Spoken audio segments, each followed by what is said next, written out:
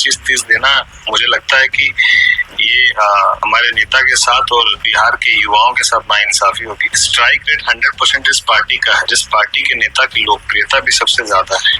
चिराग पासवान के पार्टी के सांसद ये कह रहे हैं कि चिराग पासवान को अगर 25 से 30 सीटें दी जाएंगी तो ये उनका अपमान होगा, ये बिहारियों का अपमान होगा और ये उन लोगों का अपमान होगा जो चिराग पासवान को अपना नेता मानते हैं। देखिए, चिराग पासवान लगातार ये बातें कह रहे हैं कि वो बिहार आना चाहते हैं और अब उनके पार्टी के नेता जो है वो ये मान रहे हैं कि चिराग पासवान को विधानसभा में कम से कम 50 सीटें जो हैं वो मिलनी चाहिए। चिराग पासवान के पार्टी के सांसद हैं राजेश वर्मा खगड़िया से, और वो कह रहे हैं कि देखिए 25 से 30 सीटें जो हैं ये तो हमारा अपमान हो जाएगा, क्योंकि जिस पार्टी का स्ट्राइक रेट 100% है, जिस पार्टी के नेता की लोकप्रियता इतनी है कि उसके नाम पर कोई सीट जीत जाते हैं, उसको आप 25 से 30 सीट देंगे तो ये तो अपमान होगा उन लोगों का जो हमारे नेता को आइडल मानते हैं, जो हमारे नेता को नेता मानते हैं। उन लोगों का अपमान होगा, बिहारियों का अपमान होगा।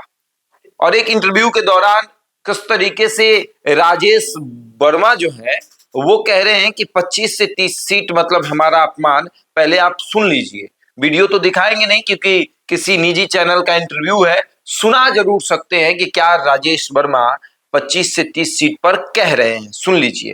होना भी चाहिए। कितनी सीट अगर मुकेश सहनी नहीं आ रहे हैं तो 28 से 30 मान लिया जाए?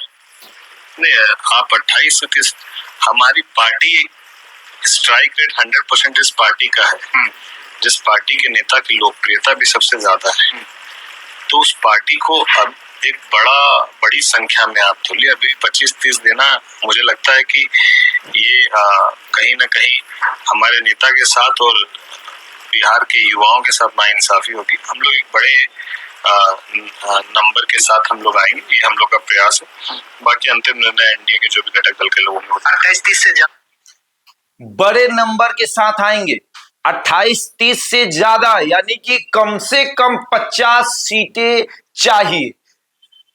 चिराग पासवान लगातार 40 प्लस सीटों का डिमांड कर रहे हैं।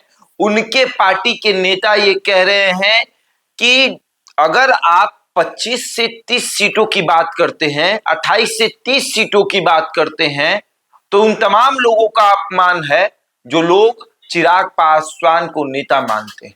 चिराग पासवान का स्ट्राइक रेट देखिए आप, उनकी पार्टी का स्ट्राइक रेट देखिए। लोकसभा में 5 सीटें दी गई, 5 सीट वो जीत कर आए। झारखंड में 1 सीट दी गई, वो भी 1 सीट जीत कर आए। हाँ, दुर्भाग्यवश दिल्ली का 1 सीट वो हार गए, लेकिन स्ट्राइक रेट 100% है।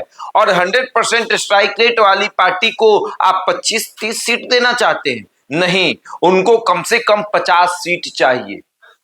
एक निजी चैनल को इंटरव्यू देते हुए राजेश वर्मा ने ये बातें कही हैं। तो क्या एनडीए में तकरार होगा? एनडीए में सब कुछ सही नहीं रहेगा क्योंकि चिराग पासवान 25 से 30 सीटों पर नहीं मानेंगे और भारतीय जनता पार्टी उनको 25 से 30 सीटों पर मनाएगी? पर 30 सीट तो बहुत अधिक हो गया। हमने आपको उसी दिन समझाया था कि एनडीए का सीट शेयरिंग क्या होगा।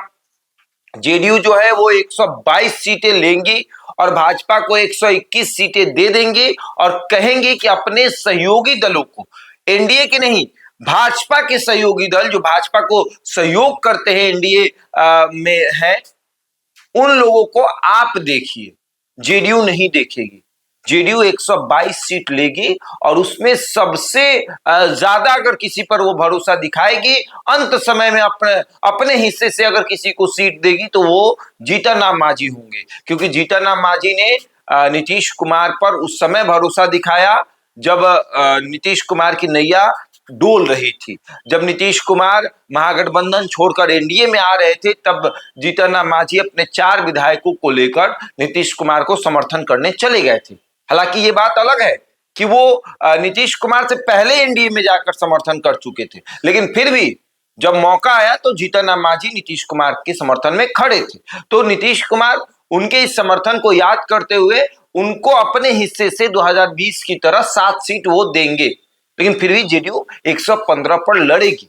और अब भाजपा की बात कर ले तो भाजपा 121 सीटों में किस किस को बांटेगी।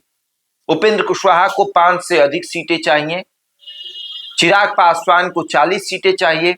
अब फॉर एग्जाम्पल मान लीजिए कि चिराग को 40 और उपेंद्र कुशवाहा को 10 सीटें, 50 सीटें हो गई, तो क्या 71 सीटों पर लड़ेगी भाजपा? अपने सिटिंग विधायकों को छोड़ देगी?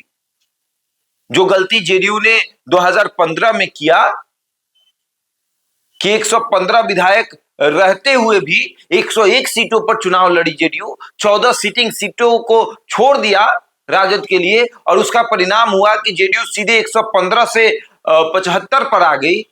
क्या ये गलती करेगी भाजपा? और आज 75 से 43 पे जेडीयू आ गई है, तो भाजपा तो ये गलती नहीं करेगी कि अपने सीटों को छोड़ेगी, बल्कि बढ़कर लड़ना चाहेगी वो। और भाजपा की तैयारी 100 सीटों की है। अब बचे 21 सीट, और उस 21 सीटों में चिराग को और उपेंद्र कुशवाहा को मानना पड़ेगा। खास करके चिराग को, कहीं ऐसा ना हो कि 15 सीटों पर ही मानना पड़े, क्योंकि 15 पर आप मानिएगा तो 5 पे से 6 पे कुशवाहा मानेंगे, तब 100 सीटें बचेंगी, तब जाकर भारतीय जनता पार्टी 100 सीट पर लड़ेगी। ज्यादा से ज्यादा होगा 5 सीट बढ़ा देगी, 20 सीट देगी, कहेगी कि ठीक है आप 20 पे लड़िए, हम 95 से 96 पे लड़ते हैं। लेकिन 40 सीटों का डिमांड कैसे पूरा करेगी? राजेश वर्मा जिस तरीके से कह रहे हैं कि भैया हमारा स्ट्राइक रेट 100% है, और आप कह रहे हैं कि 28 से 30, ये तो हमारा अपमान हो जाएगा।